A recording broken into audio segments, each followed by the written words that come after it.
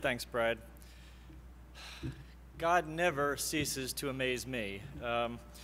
Knowing that I'd probably be one of the only, if not the only, non-lawyer in the room, I asked myself, Lord, what am I doing here? You know, I don't know how I get invited to things or end up in the places that I do, but somehow God puts me here, so I do the best I can. I try to figure out what He wants me to do. And this may be a little strange, and maybe I'm up here for a little diversion, I don't know. But I think I'm here today, believe it or not, to try to encourage and support you. After testifying for the first time before Congress, and boy, that was an experience, I don't know how you do it. For those that are lawyers and that work at this and do this every day, I don't know how you can take it. People just boldly lying in your face nonstop every day, day in and day out, and doing it in a kind of nasty way. I mean, God bless you. I really do believe God has given you a special blessing to be able to go do this kind of work, because I don't know if I could take it. I mean, even as much faith as I may have, I don't know if I could take it. So God bless you for the work that you're doing. I chose for the title of my remarks today to be Holy Daring, Fearless Trust in the Public Square. I chose that, again, because I think that's what you're called to. And when I say holy daring, I don't mean some kind of folly. I'm talking about the virtues of courage and fortitude. That's what I mean by holy daring. Fearless trust. That comes from a faith, a deep faith, an abiding faith in what you're doing. There's no other way to have trust without that kind of deep faith. And the public square, what is that really about? The public square is about piety, the virtue of piety. And what's annexed to it is the virtue of patriotism, as well as justice fits into the public square. And that's what most of you are about in terms of your careers, your lives, your vocations. Well, I'm going to start in an unlikely place. I began that way. I might as well just keep going. The story of Daniel in the lion's den. It really epitomizes, I think, the title of my remarks, but it's also remarkable for its simplicity and similarity to what I think we are faced with today, and it was written over 2,600 years ago. 2,600 years ago. Now, as you listen to this, I'm not going to read the whole thing to you, but I'd like to share a little bit of this with you, and you tell me if this doesn't reflect really exactly what we're faced with today as we struggle and fight for our religious freedom. I will also tell you there's a beautiful pen and ink drawing by Britton Riviere. It's called Daniel's Answer to the King. And it's beautiful. It's on my wall behind my desk. I mean, if you saw behind my desk, you'd know what my life's like. I got Daniel in the lion's den. I got St. Peter being crucified upside down. I mean, this is my life. But this picture is beautiful in the message it conveys. So here's what it is. It's his cell. It's all stone. There's a large window that's up high, and there's a light coming through it. And Daniel is standing there with his hands behind his back, just looking up through. You can't see it, but he's looking up at the light. And behind him are a group of about 10 or 11 lions. And they're kind of in a semicircle around him, and they're crouched down, and some of them are even looking up at the light. But none of them have approached him. And it is the epitome of trust and faith. And I recommend it to you because I think with the work you're doing, you're going to need a picture like that in your office. So here it is. Darius decided to appoint over his kingdom 120 governors to safeguard his interest. These were accountable to 3 supervisors, one of whom was Daniel. Daniel outshone all the other supervisors and governors because of an extraordinary spirit that was in him. And the king thought of giving him authority over the entire kingdom. You're called to have that extraordinary spirit, the same one that he had.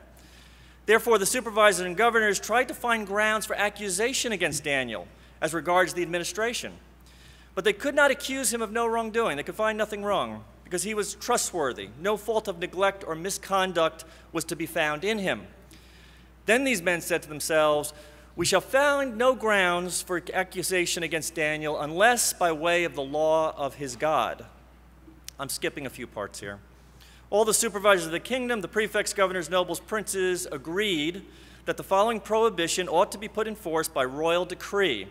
No one is to address any petition to God or man for 30 days except to you, O king. Otherwise he shall be cast into a den of lions.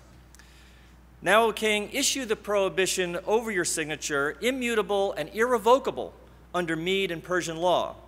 So King Darius signed the prohibition and made it law. Sounds like Obamacare and the HHS mandate to me. Even after Daniel heard that this law had been signed, he continued his custom of going home to kneel in prayer and give thanks to God in the upper chamber 3 times a day with the windows open towards Jerusalem. Do you hear what I just said?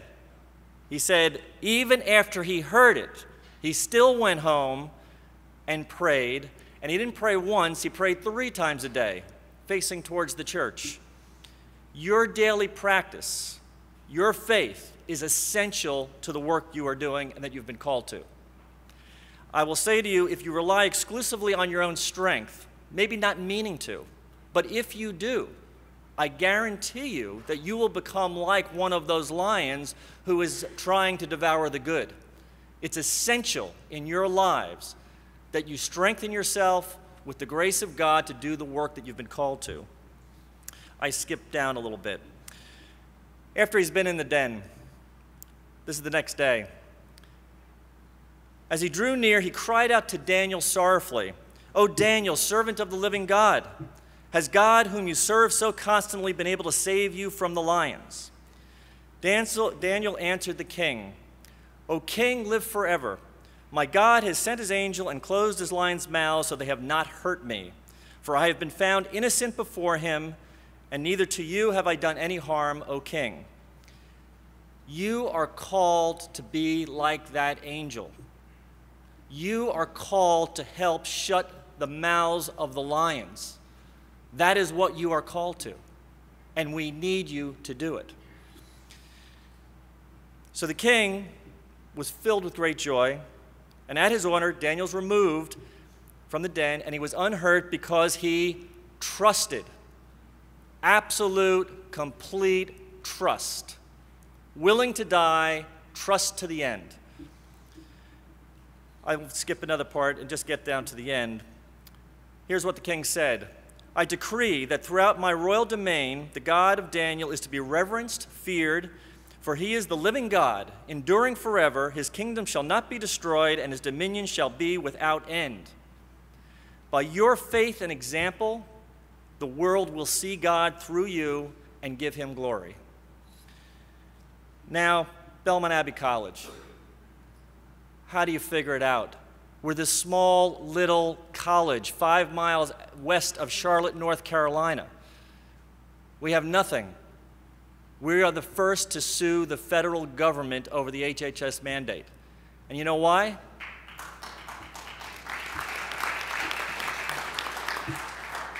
Because we had been dealing with the federal government for 4 years with the EEOC case where they were trying to force us to do the same thing. So when that mandate came out, our antennas were wired to hear that signal. So we filed suit immediately saying, we are taking a defensive action. We are not going to sit back and allow this to happen. And I will tell you, I come back to it again, I'm not doing this for histrionics or anything else. We are willing to die for what we believe. And every one of us needs to be willing to die for what we believe. And if we do, that kind of resolve will overcome whoever our adversaries might be. So here's the key for all of us, I think. We got to act. Now, all of us, I've met many of you here. You're all incredibly talented people. You've done remarkable things in your lives, and you're continuing to do them. So sometimes I think we don't think of the small things. I don't think we think of those little tiny things that we could do every single day. How hard is it to have on your speed dial the White House? Call every day. Tell them what you think. Leave a message. Get another 10 or 100, knowing you have networks of thousands. Go out and get more people to call every single day. What gets results is sheer force. Sheer size, sheer scale. And there are millions, if not hundreds of millions of people like ourselves who are thinking this way.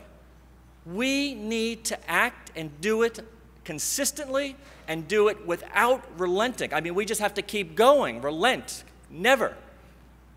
And I'll leave you with these words.